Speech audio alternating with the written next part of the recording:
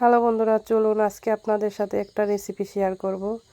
আজকে হলো চাল কুমড়ো দিয়ে আর হাঁসের ডিম দিয়ে রান্না করব।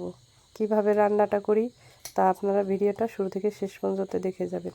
দেখুন তরকারির কালারটা কত সুন্দর এসেছে। এখন আমি গরম গরম ভাত দিয়ে আর এই তরকারিটা দিয়ে খেয়ে দেখব কীরকম মজা হয়েছে।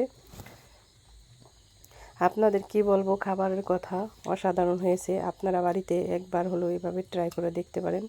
আর রেসিপিটা যদি ভালো লাগে অবশ্যই লাইক কমেন্ট শেয়ার করে দিবেন। আর দয়া করে রাখি কিচেন চ্যানেলটা সাবস্ক্রাইব করে নেবেন। চলুন মূল রেসিপিতে যাওয়া যাক। আর দেখুন চাল কুমড়াটা কত সুন্দর গলে গেছে, একবারে নরম হয়ে গেছে। হ্যালো বন্ধুরা, রাখি কিচেন ভিলেজ ফুড চ্যানেলে আপনাদের সবাইকে স্বাগতম জানাই। আজকে আপনাদের মাঝে একটা রেসিপি নিয়ে এসে গেলাম। আজকে আমি রান্না করব হাঁসের ডিম দিয়ে আর চাল কুমড়ো দিয়ে। কিভাবে রান্না করি রেসিপিটা তা আপনারা ভিডিওটা শুরু থেকে শেষ পর্যন্ত দেখে যাবেন। আর টেনে টেনে দেখবেন না, তাহলে কিছু বুঝবেন না। পুরো ভিডিওটা আপনারা দেখবেন, তাহলে বুঝবেন। রান্না করার জন্য কী কী উপকরণ নিয়েছি তা আপনাদের দেখাচ্ছি। নিয়েছি চাল কুমড়ো ছোট ছোট করে কেটে, নিয়েছি 5টা হাঁসের ডিম। হাঁসের ডিম 5টা এখন ভেঙে নিব একটা একটা করে। আমি এক আধা ক্যামেরা ধরেছি, আরও আধা ভিডিও করছি, তাই ডিমের খোসাটা পড়ে গেছে আপনাদের দেখানোর জন্য। এভাবে আমি 5টা ডিম সব ভেঙে নিব।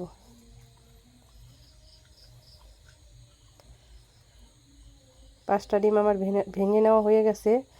এখন আমি ডিমের ভিতরে পরিমাণ মতো লবণ দিয়ে দেব, অল্প পরিমাণের হলুদের গুঁড়ো দিয়ে দিব, যাতে ডিমটা যেন গন্ধ না করে তার জন্য। এখন ডিমটা ভালো মতন ফেটিয়ে নিব ভাজার জন্য। অনেক সুন্দর করে ফেটিয়ে নিতে হবে।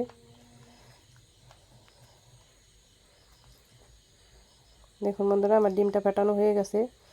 এখন আমি চুলায় একটা কড়াই বসিয়ে দিছি। কড়াইতে সরিষার তেল দিয়ে দেবো ডিম ভাজা করার জন্য।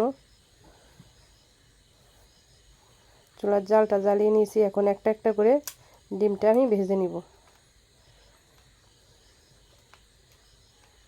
এখন আমি ডিমটা উল্টিয়ে দিব, এক পিঠ হয়ে গেছে ভাজা।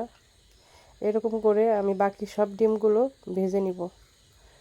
দেখুন একটা ডিম ভাজা হয়ে গেছে। এখন আমি আবারও একটা দিয়ে দিব, আবার এভাবে ডিমটা ভেজে নিব। আমার আর একটা ডিম ভাজা হয়ে গেছে।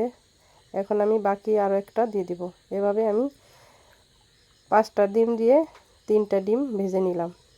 এখন দিয়ে দেব কিছু রসুন কুচি। রসুন কুচিটা হালকা করে ভেজে নিব। রসুন কুচিটা ভেজে নেওয়া হয়ে গেছে। এখন দিয়ে দেবো পেঁয়াজ কুচি। পেঁয়াজ কুচিটা ভেজে নিব। পেঁয়াজ কুচি ভাজার মধ্যে লম্বা করে কেটে রাখা মরিচ দিয়ে দিব। মরিচটা আমি লম্বা করে কেটে রেখেছি, দিয়ে দিলাম।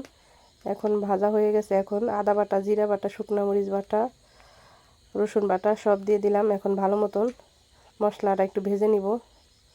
মশলাটা ভেজে নেওয়া হয়ে গেছে। এখন দিয়ে দেবো পরিমাণ মতন লবণ, দিয়ে দেবো হলুদের গুঁড়ো, দিয়ে ভালো মতন আর একটু ভেজে নিব।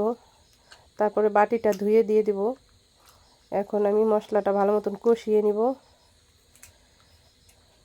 সুন্দর করে মশলাটা কষিয়ে নিব। মশলাটা কষিয়ে নেওয়া হয়ে গেছে। দেখুন তেল ছেড়ে দিয়েছে। এখন আমি চাল কুমড়োটা ছোট ছোট করে কেটে রেখেছি দিয়ে দিলাম। এখন ভালো মতন সব একবারে কষিয়ে নিব। সুন্দর করে কষিয়ে নেওয়া হয়ে গেছে। এখন আমি ঝোল দিয়ে দিলাম।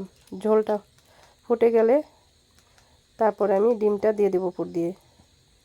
দেখুন বন্ধুরা, কত সুন্দর ঝোলটা ফুটতেছে। আপনারা একবার হলো এভাবে ট্রাই করে দেখতে পারেন। আশা করি রেসিপিটা আপনাদের অনেক ভালো লাগবে। এখন একটা একটা করে ডিমগুলো সব উপর দিয়ে দেব।